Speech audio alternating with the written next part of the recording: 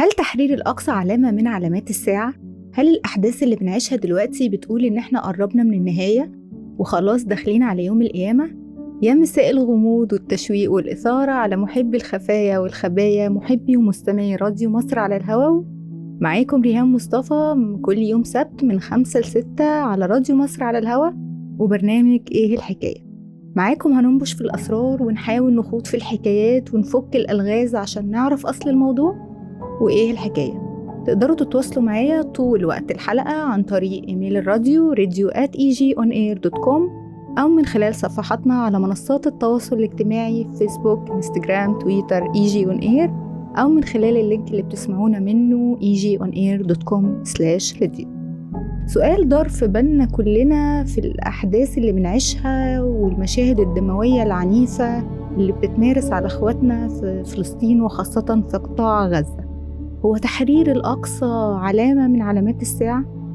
ومن بعد 7 أكتوبر التاريخ المعروف بطوفان الأقصى اتكسرت في قلوبنا حاجة، وإحنا حاسين بالعجز إن إحنا نقدم مساعدة حقيقية الحرب الإبادة والتطهير العرقي اللي بتتمارس في أبشع صورها على إخواتنا هناك على مرأى ومسمع من العالم كله، وكله واقف عاجز، وجهة واحدة موقفة العالم كله وحقوق ومنظمات حقوق الإنسان إنها تقدم مساعدة حقيقية أو توقف حرب الضرب بالنار اللي لغاية وقتنا هذا فوق 80 يوم ولغاية وقت الحلقة دي بيتمارس هناك في أبشع صور، انتهاكات وممارسات شنيعة بتتمارس هناك.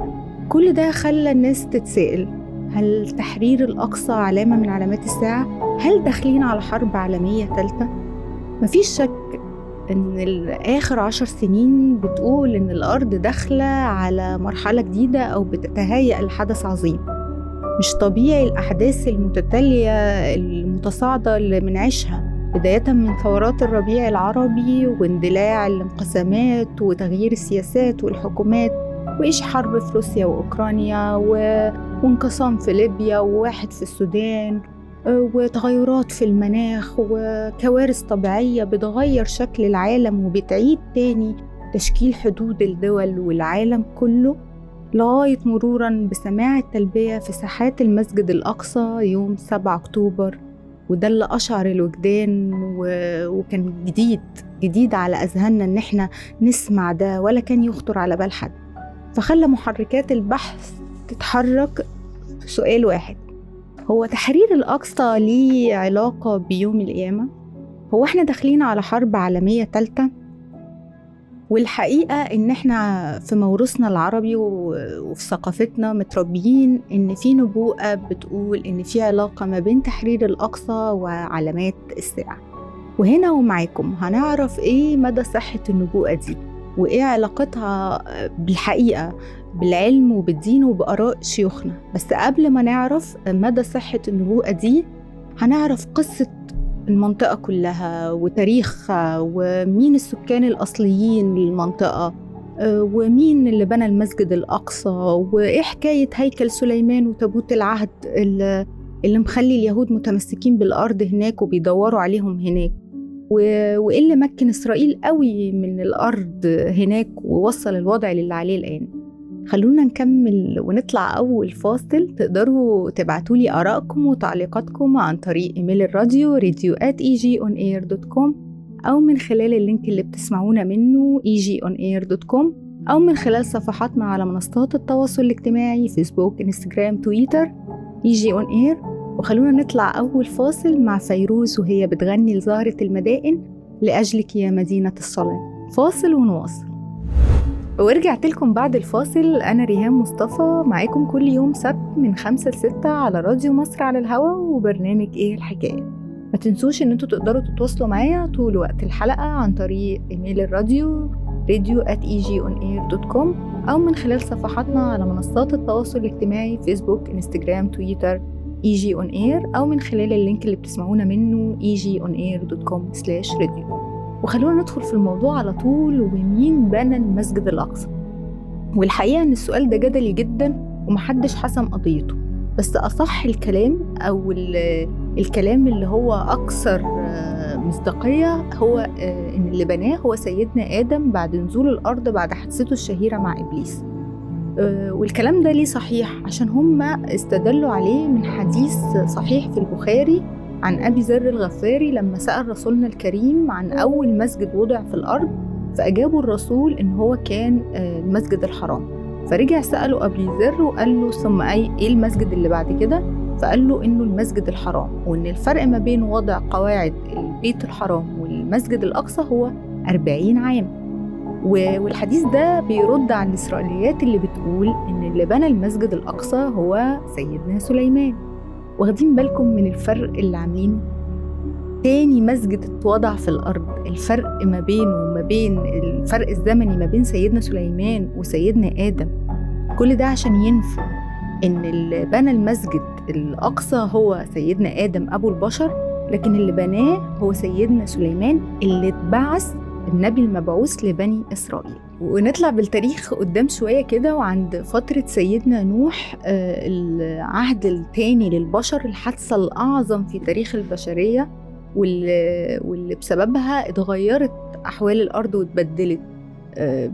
اتوجدت البحار والبروج والأنهار والمحيطات، واتباد كل من على الأرض إلا اللي ركبوا مع سيدنا نوح، وبدأ العهد الثاني للبشر. سيدنا نوح كان عنده 4 أبناء، هما سام وحام ويافس وكنعان. كنعان ده هو الابن الرابع اللي ذكروا القرآن إنه مرضيش يركب مع سيدنا نوح، فكان مصيره زي مصير أمه زوجة سيدنا نوح، الغرق مع الطوفان. أما ال3 التانيين فبعد استقرار الأرض كل واحد فيهم عمر في مكان.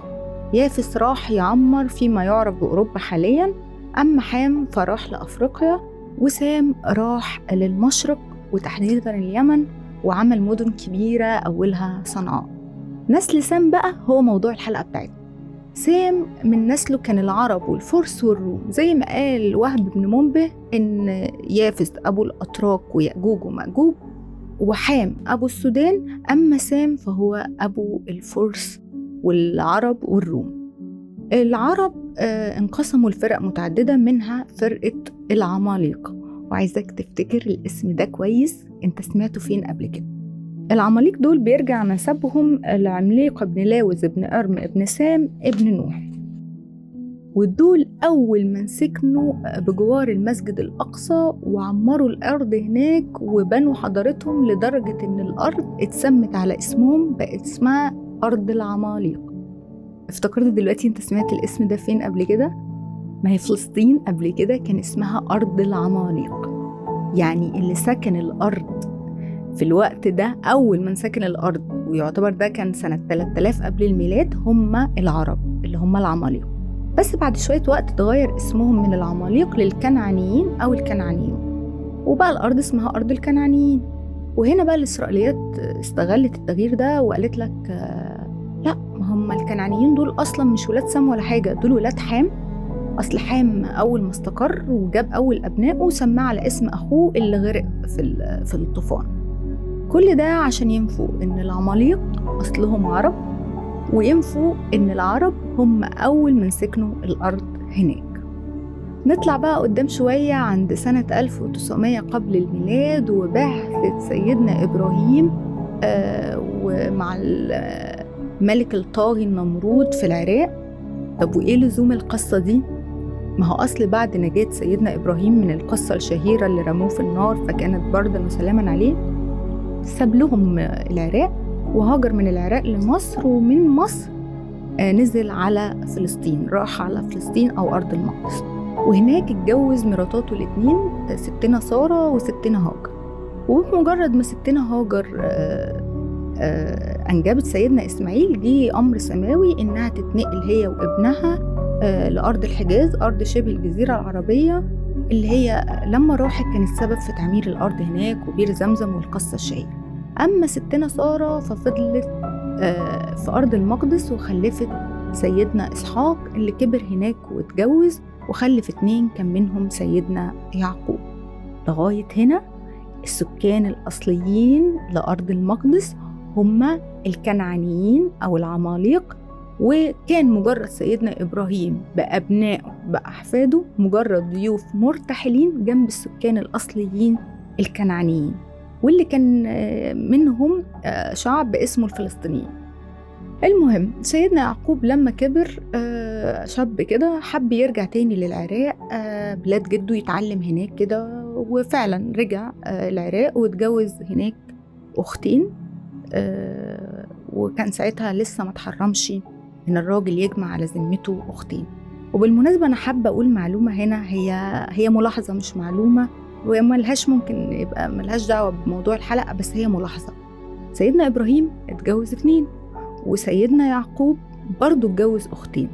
فالتعددية مش حكر على شريعة الإسلام، أو مش الإسلام مش هو الشريعة اللي أول ما شرعت التعددية، لا، هي موجودة في شرائع قبل كده بس اتغيرت، زي حكم الصوم والصلاة زي ما هم اتغيروا، بدليل إن سيدنا يعقوب اتجوز أختين وبعد كده اتحرم جواز الإخوات. هي معلومة ملهاش دعوة بالحلقة، بس هي بس ملاحظة. المهم نرجع تاني إن سيدنا يعقوب اتجوز ليا ورحيل. ليا خلف منها 10، ورحيل خلف منها 2 اللي هم سيدنا يوسف وأخوه.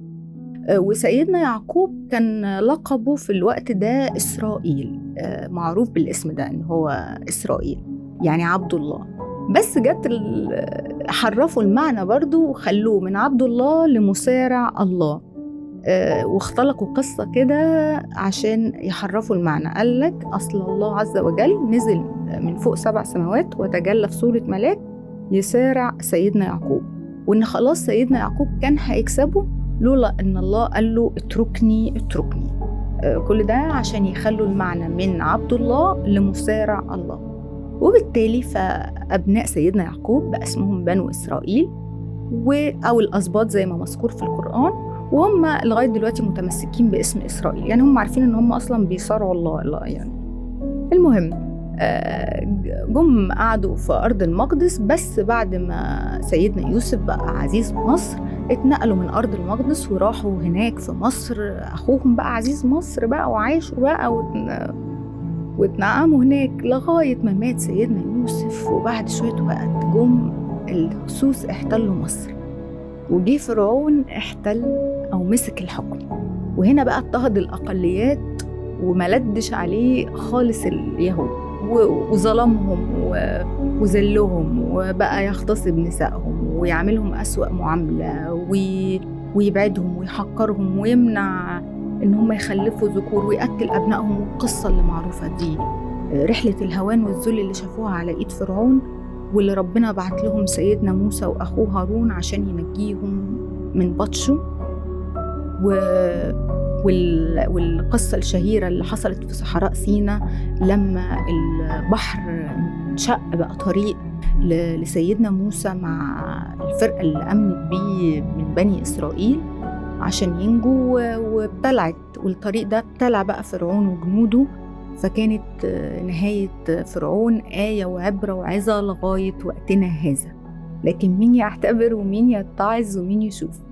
إذا كان الناس اللي حضرت المعجزة اللي كانت نجاتهم في حد ذاتها مستحيلة نسيوا بمجرد ما مشيوا في صحراء سيناء ولقوا ناس بتبيع أصنام، قالوا لسيدنا موسى لا، احنا مش مقتنعين ان احنا نعبد إله مش متشاف ومش مسموع، يا تخلي إلهك زي ما انت بتكلمه كده يكلمنا ونشوفه ونسمعه، يا تعمل لنا إله صنم صغير كده. واستغلوا سفر موسى للمحراب وأضلهم السامري وعمل لهم عجل من الذهب بتاعهم ليه خوار ليه صوت، ورجع موسى غضبان أسفة على اللي هو شافه.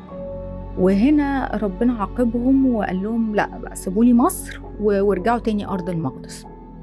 وفي الوقت ده كان أرض المقدس اللي ساكن فيها زي ما قلنا الكنعانيين أو العماليق، بس كان جيل مفسد شوية، كان جيل ظالم حبتين. فلما اليهود سمعت ببطش الجيل ده قال لك لا، روح يا موسى انت حارب انت وربك، ولما تكسبوا وتفوزوا نبقى ندخل احنا أرض المقدس. وهنا كان عقاب ربنا إن هم ما يدخلوش أرض المقدس لمدة 40 عام، 40 سنة تايهين في صحراء سيناء. كل ما يلفوا ويقولوا خلاص وصلنا لأبواب المقدس يلاقوا نفسهم عند نقطة البداية، لدرجة إن سيدنا موسى مات من قبل ما يدخلوا أرض المقدس، من قبل ما بني إسرائيل تدخل أرض المقدس. لكن بعد وفاته ربنا كرمهم وتوحدوا على إيد سيدنا يوشع. سيدنا يوشع ده اللي هو كاتب سيدنا موسى والصبي اللي حضر معاه رحلته مع سيدنا الخضر. اتوحدوا على إيديه ودخلوا أرض المقدس، وكان معاهم أثر من سيدنا موسى. إيه هو تابوت العهد. تابوت العهد كان مصنوع من الذهب والمعدن النفيس، وفيه عصا موسى وألواحه هو وهارون، وكانوا بيستباركوا بيه، لأن هم ما كانوش بيدخلوا بيه معركة إلا لما بيكسبوها. بس قعدوا افتروا حبتين، فربنا عاقبهم وضيع منهم تابوت العهد في معركة هزموا فيها هزيمة ساحقة. ودي قصة تابوت العهد اللي متمسكين بيها، دي البركة بتاعتهم اللي ما كانوش بيدخلوا بيها حرب إلا لما بيكسبوها. بس لغاية هنا مش نهاية قصة تابوت العهد، لا، في تكملة للقصة دي. خلونا نكمل قصة تابوت العهد وحكاية هيكل سليمان بعد الفاصل. ما تنسوش تبعتولي تعليقاتكم وآرائكم عن طريق إيميل الراديو radio@egionair.com، أو من خلال صفحاتنا على منصات التواصل الاجتماعي فيسبوك، انستجرام، تويتر egionair، أو من خلال اللينك اللي بتسمعونا منه egionair.com/radio. خلينا على أغنية على عهدي على ديني ونطلع فاصل ونرجع تاني، ما تروحوش في حاجة.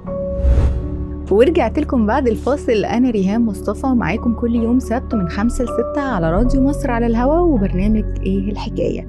ما تنسوش إن انتوا تقدروا تبعتولي طول وقت الحلقة عن طريق إيميل الراديو radio@egionair.com، أو من خلال صفحاتنا على منصات التواصل الاجتماعي فيسبوك، انستجرام، تويتر egionair. قبل الفاصل كنت وقفت معاكم عند عقاب ربنا لليهود بضياع تابوت العهد منهم في واحدة من المعارك اللي اتهزموا فيها هزيمة ساحقة حارقة.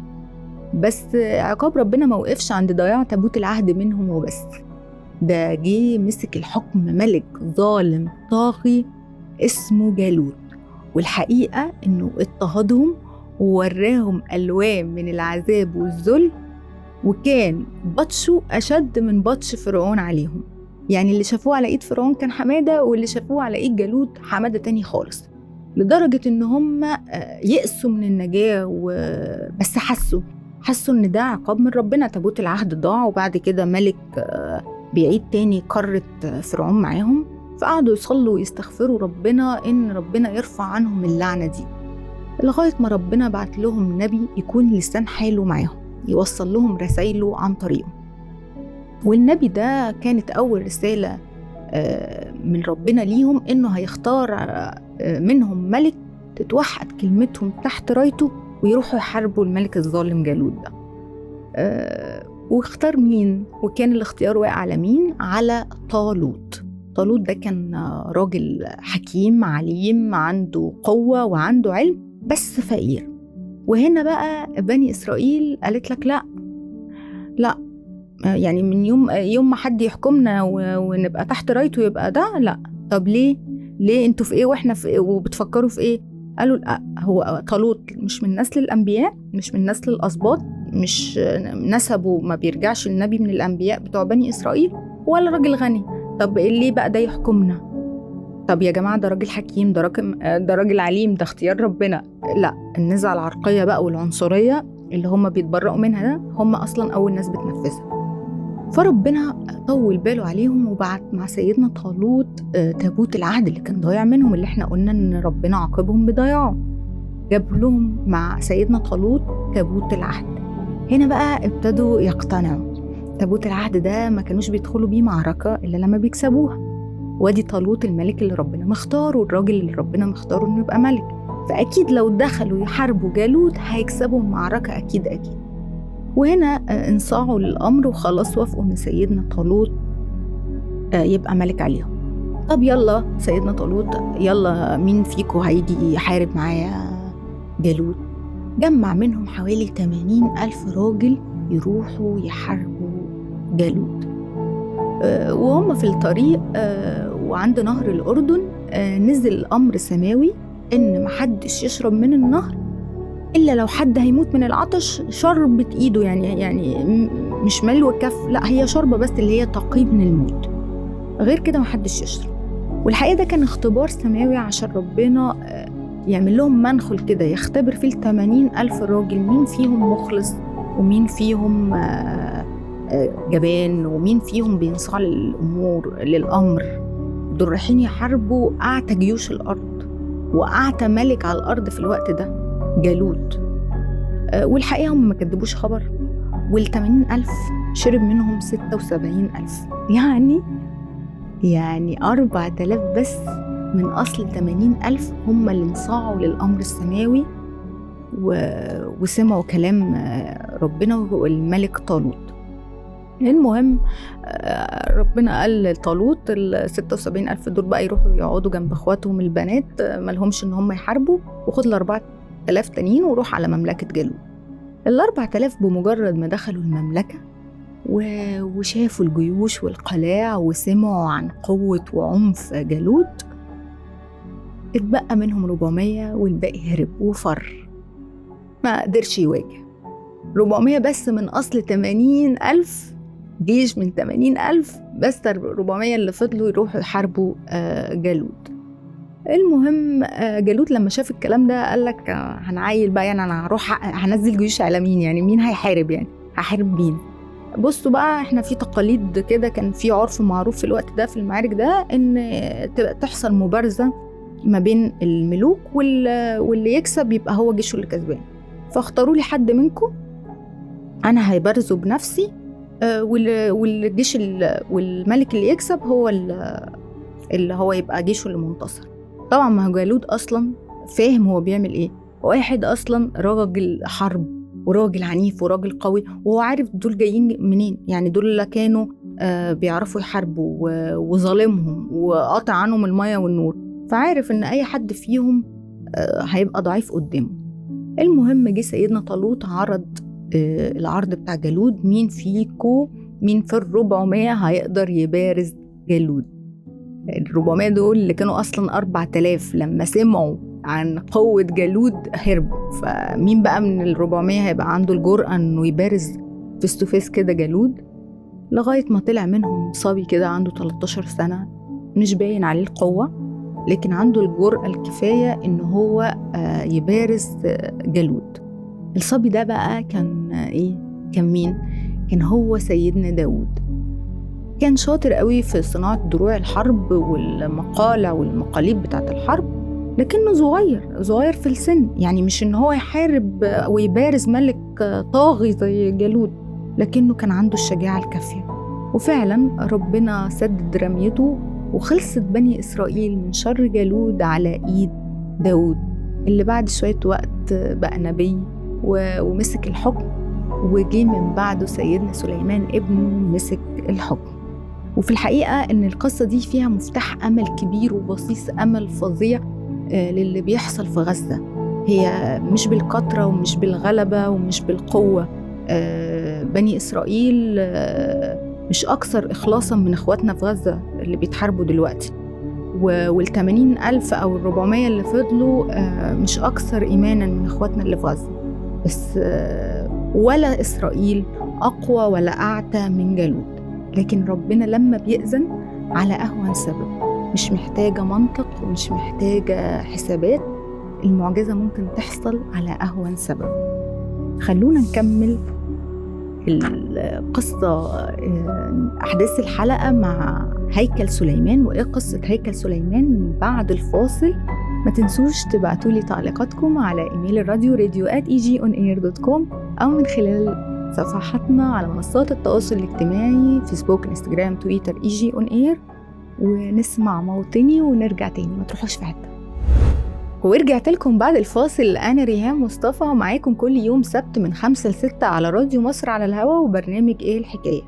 مش عاوزة أنسى أفكركم إن أنتوا تقدروا تتواصلوا معايا طول وقت الحلقة عن طريق إيميل الراديو radio@egionair.com أو من خلال صفحاتنا على منصات التواصل الاجتماعي فيسبوك انستجرام تويتر egionair.